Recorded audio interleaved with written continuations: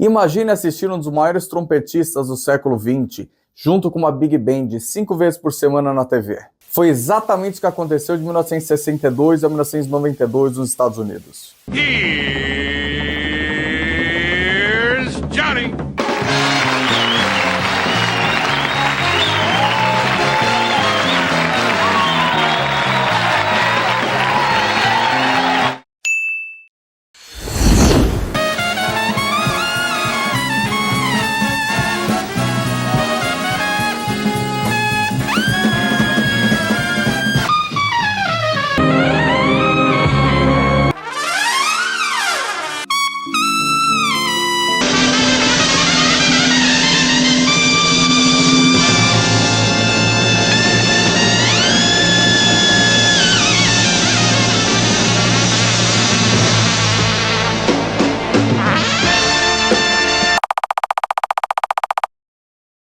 Em 7 de julho de 1927, na pequena cidade de Arlington, no Oregon, nasceu um dos maiores trompetistas da história do trompete, Carl Severance.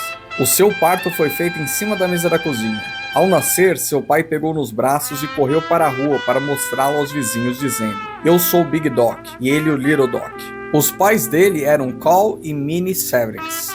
Ele disse à revista Downbeat: "Nasci numa pequena cidade do interior. Sério, haviam currais de gado na rua principal. Você tinha que fechar as portas para que os animais não entrassem em casa. Meu pai era dentista e tocava violino, então ele me apresentou um violino 3/4, mas eu queria tocar trombone, então recusei o violino." Como a pequena cidade não tinha uma loja de música, seu pai disse que um cara chamado Herbert Clark, não o famoso Herbert Clark, um outro Clark, trabalhava num posto de gasolina no final da rua, e tinha um trompete que ele tocou durante a Primeira Guerra Mundial. Então eles foram até lá perguntar e ele disse que iria entregar o trompete no dia seguinte. Era um trompete Buescher P. Shooter 9 banhado a ouro. Ele escreveu a escala num saco de papel pardo. Uma semana depois, Little Doc fez a sua primeira aparição como trompetista. Doc começou a ter aulas de cornet aos 7 anos. Estudou com Leon Hanslick e Clyde Simpson. Aos 9 anos, seu pai e o professor de música da escola decidiram que ele deveria participar do concurso estadual de trompete. O local estava lotado e Little Doc estava aterrorizado. Sua apresentação foi muito aplaudida. Ele estava competindo com trompetistas mais velhos do que ele. Ele não tinha muita ideia do que tinha tocado e como tinha sido. Ele só queria sair dali. Logo em seguida, lhe disseram que Herbert Clark era um dos juízes e queria falar com ele. Ele não tinha a mínima ideia de que era o Clark. Então, Clark foi conversar com Little Doc. "Garoto, você fez uma bela apresentação. Acho que temos que nos encontrar à noite para jantar e falar sobre trompete." Mas Little Doc respondeu: "Senhor Clark, hoje eu não posso, vou ao cinema. Não temos um cinema na minha cidade, então iremos ao cinema daqui assistir a Branca de Neve e os 7 Anões." O pai de Doc depois lhe disse: "Essa foi a primeira vez que quis te matar." Aos 16 anos, ele formou sua primeira banda, The Blue Notes, que se apresentava em bailes e festas locais. Durante seu último ano no ensino médio, ele passou muito tempo em turnê com a orquestra de Ted Fiorito, terminando seu curso por correspondência.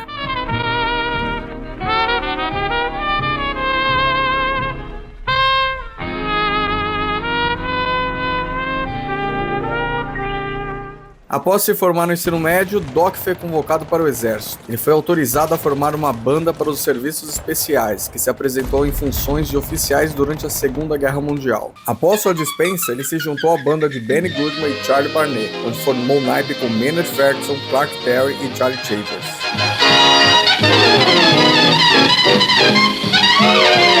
Logo ele tocou nas grandes bandas de Vaughn Monroe, Tommy Dorsey, Noro Morales e Woody Herman. Em 1949, Doc Severance mudou-se para Nova York. Ele teve aulas com Benny Baker e se juntou aos estúdios de rádio da NBC.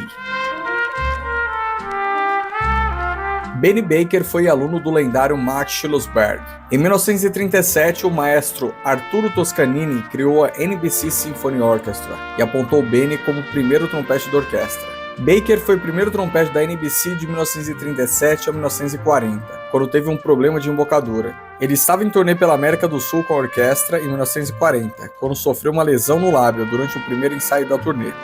Baker tornou-se um importante professor na cidade de Nova York. Além de Doc, ele também deu aulas para Maynard Ferguson e até para Benny Goodman. Na primeira aula do Doc, Benny Baker abriu o arbanho no estudo característico e disse: "Toque esse daqui." Doc retrucou: "Eu nunca vi isso antes." E o Benny respondeu: faça o seu melhor. Doc Severinsen estudou com Benny Baker durante alguns anos. Doc conta que ele nunca teve uma aula de trompete, fosse com o pai dele ou com Benny Baker. Sempre foi uma aula de violino ou uma aula de canto, sempre focada na música. Um dia, quando Doc estava praticando no seu apartamento em Jackson's Heights, a campainha tocou. Era uma pessoa do escritório do xerife procurando por Doc Severinsen. Recebemos uma denúncia da fábrica Con de que você possui um trompete na qual nunca pagou por ele. Você comprou esse trompete? Não, eles usam as minhas fotos para fazer propaganda do instrumento. Entendo, mas infelizmente terei que levar o instrumento. E Doc ficou sem nenhum trompete. Na aula seguinte ele disse ao Benny Baker o que tinha acontecido. Benny levantou-se e foi ao armário, mexeu nas coisas e voltou com o trompete French Besson e disse: pode ficar com ele. Doc Severinsen tocou com esse trompete French Besson durante muitos anos. Doc tornou-se um dos músicos de estúdio mais requisitados de Nova York. Nessa época ele fumava e bebia muito. Ele conta que muitas vezes acordava em casa e a última lembrança era ele entrando no carro. Doc conheceu sua primeira esposa num bar irlandês em Nova York e tiveram 3 filhos. Tempos depois ele percebeu que ela era alcoólatra.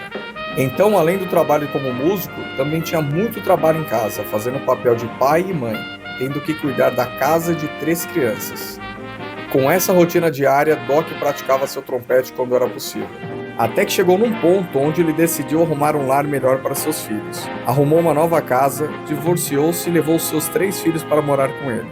Certo dia, o Doc foi na fábrica da Vincent Bach, que ficava no Bronx, em Nova York. Logo ao chegar, quem o recebeu? O próprio Vincent Bach. Aí ele explicou pro Bach que ele estava tocando com o bocal 7B e usando isso para todos os trabalhos, mas ele estava sentindo que estava pesando um pouco para certos tipos de trabalho. Aí o Bach pegou o bocal, levou para dentro da fábrica, cortou a borda, fez alguns ajustes no copo e entregou o bocal pro Doc. O Doc conta que o bocal virou um 5C, ou seja, o diâmetro ficou maior e um pouquinho mais raso. E aí, ao ver o Doc testando o bocal, Vincent Bach disse que o lábio dele ficava muito para fora do bocal, então ele precisava fazer alguns ajustes na borda para deixar o lábio dele mais preso para dentro do bocal. Foi aí que ele fez uns ajustes e veio com uma borda muito parecida com os bocais antigos, os bocais vintage. E o Doc confirma que esse ajuste foi uma coisa que ajudou muito ele na carreira dele. Ele foi para os estúdios de televisão da NBC em 1952 e se tornou o primeiro trompete na banda de Skit Henderson, no Tonight Show de Steve Allen. Casting Company presents Tonight, starring Steve Allen, with Edie Gourmet, Steve Lawrence, Pat Marshall, Andy Williams, the music of Skitch Henderson.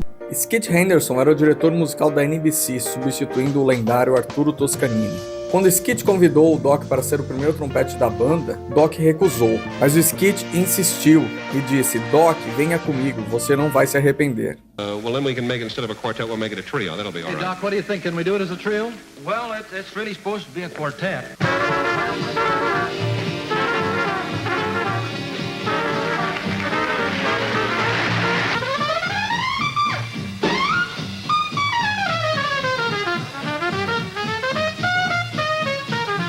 O primeiro apresentador do Tonight Show, Steve Allen, escreveu a música de encerramento do programa, chamada Tonight. Era um longo e lírico solo de trompete. E Doc conta que não era nada fácil tocar essa música no final do programa depois de 2 horas tocando todos os tipos de repertório de Big Band. You're Millie. Who are you? Well, who is Sylvia? Who is Libby? Who is Chubby? Hi, Pat.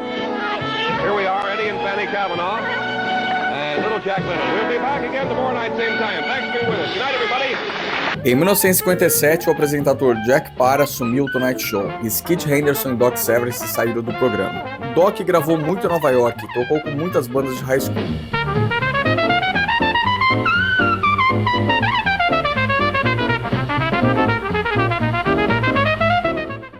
Em 1962, Doc juntou forças com a Getzing e permaneceu como artista até 1979. Harold Knowlton trabalhou como advogado em Milwaukee, até comprar a Getzing Musical Company em 1960. Foi na sua época na Getzing que ele trouxe o Doc e lançaram o trompete Getzing Eternal Severance. Em 1962, Johnny Carson assume o Tonight Show e Skit Henderson e Doc Severinsen voltam ao programa. Doc, além de músico, também tinha uma responsabilidade adicional de ser um maestro assistente. Nessa época, Doc conheceu sua segunda esposa, Yvonne. Assim como ele, ela também vinha de um divórcio com um piloto de avião que era alcoólatra.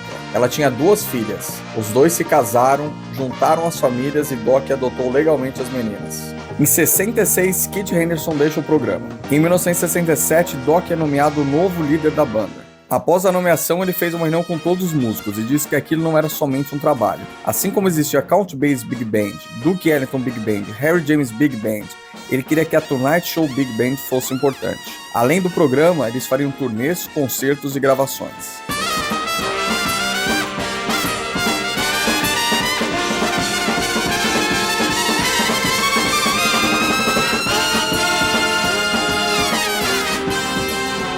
Doc vestia-se com trajes extravagantes. Ele recebeu muita atenção por seu guarda-roupa elaborado, e logo passou a exibir uma roupa diferente e exagerada em cada programa.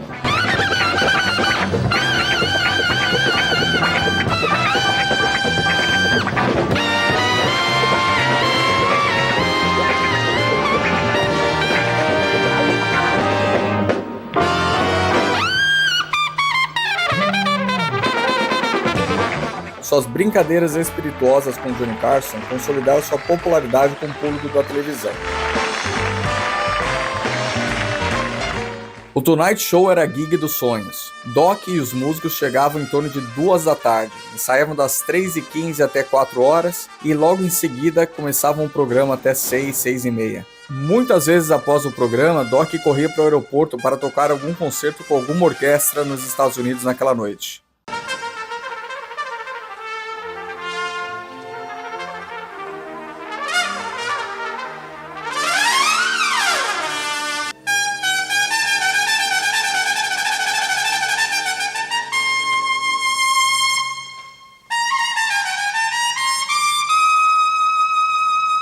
A vida de Severance fora da televisão foi tão impressionante quanto sua carreira de estúdio. Participou de diversos comerciais de TV, até fez comercial de cuecas. I'm even jazzier in my BVDs. BVD brand underwear. Whatever you do, that extra comfort helps you do it. Quando o co-apresentador Ed McMahon não estava presente, Doc Severance assumiu seu lugar. And now, here's Johnny! E o saxofonista Tommy Nilsson liderava a Tonight Show Band. The brown suit this week, now it's two-tone. Turtleneck sweater, double-breasted, and slacks. Right.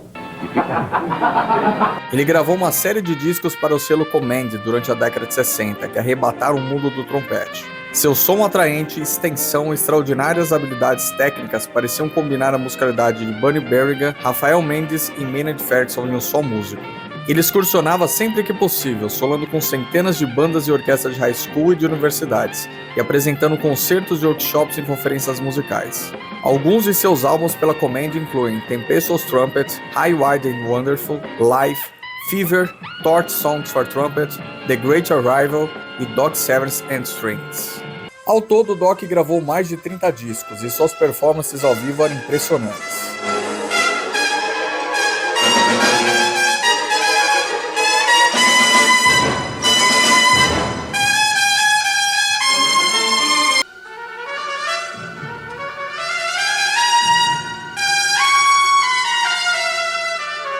Johnny Carson queria ter mais acesso às estrelas de Hollywood, então decidiu mudar o programa para a Califórnia em 1972.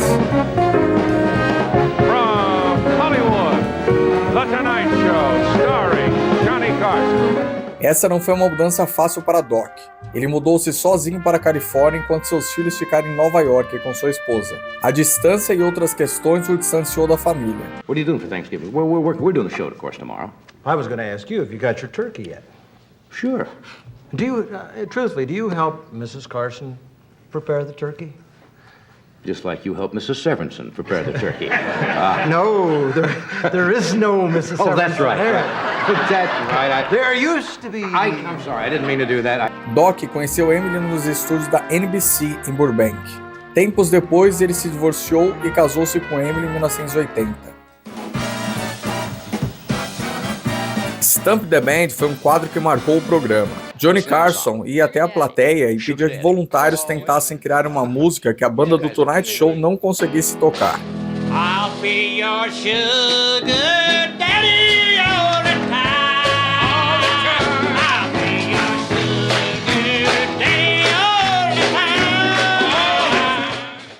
Em 1981, tornou-se vice-presidente da Conn Corporation. Mais tarde, ajudou a projetar o trompete bel canto para Dick Arkwright.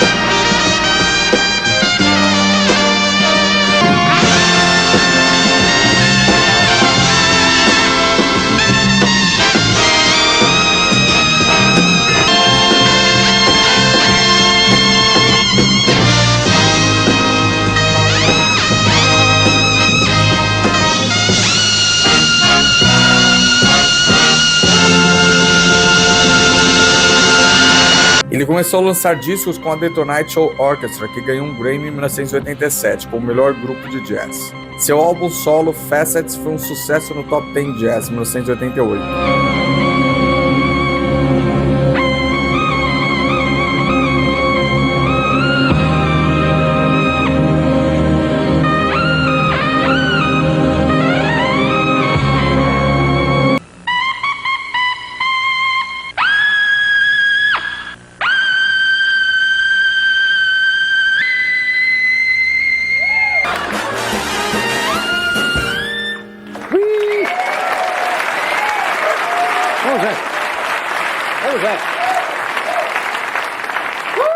What was that last note you hit on? Was that it? What was that last note on the trumpet?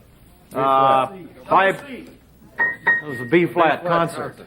High B flat concert. High and B it flat. hurts. Is that the highest note you can hit on the trumpet? No, it depends on what happened the day before. But that's a high B flat, right? Yeah. You're getting in the danger zone with Try that. do the high B flat again, and then see if you can go above it.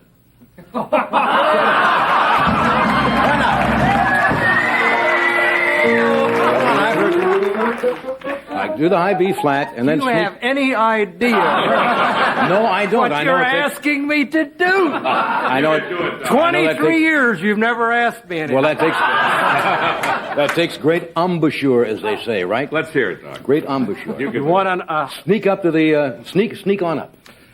well?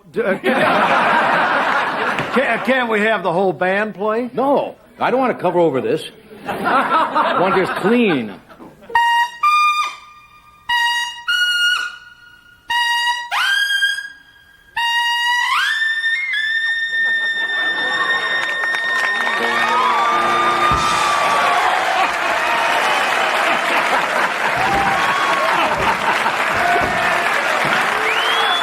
Mas em 1992, Johnny Carson decidiu se aposentar.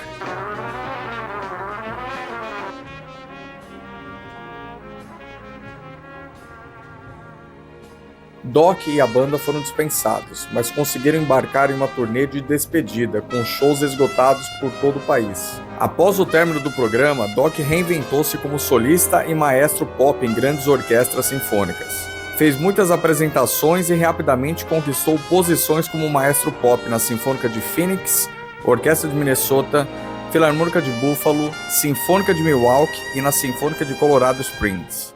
Ele foi o segundo trompetista a gravar a fanfarra de abertura do programa de notícias Sunday Morning.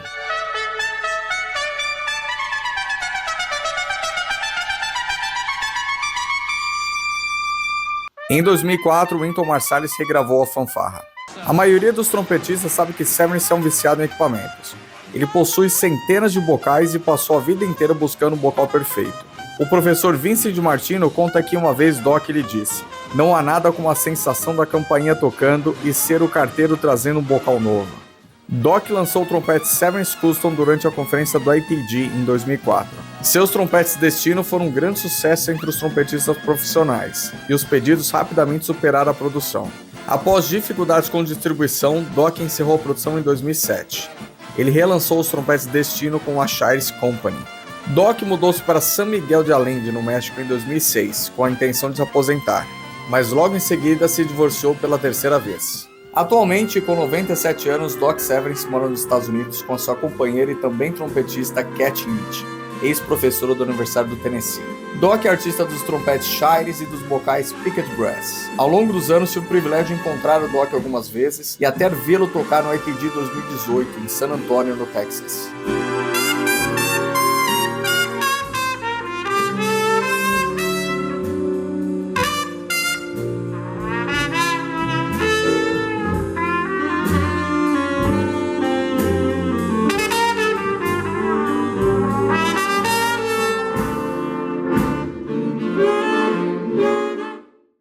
Doc, and he always came down to one word. If you asked Doc about anybody, to ask him about what it took to become a trumpet player like him, or become a studio player and a recording player and a good trumpet player. And Doc says this one word, and that one word is practice. Doc, if he wasn't playing his trumpet, he'd have his mouthpiece, and he'd be buzzing in his mouthpiece. I took my mom to the show one time, and I was introducing my mom. My wife was there as well. And I was introducing my mom to Doc. And Doc says, "Oh, pleasure to meet you, Priscilla." And then in the mouthpiece, he's buzzing in my mom's face. You know, he constantly was either buzzing on the mouthpiece or playing the horn all the time.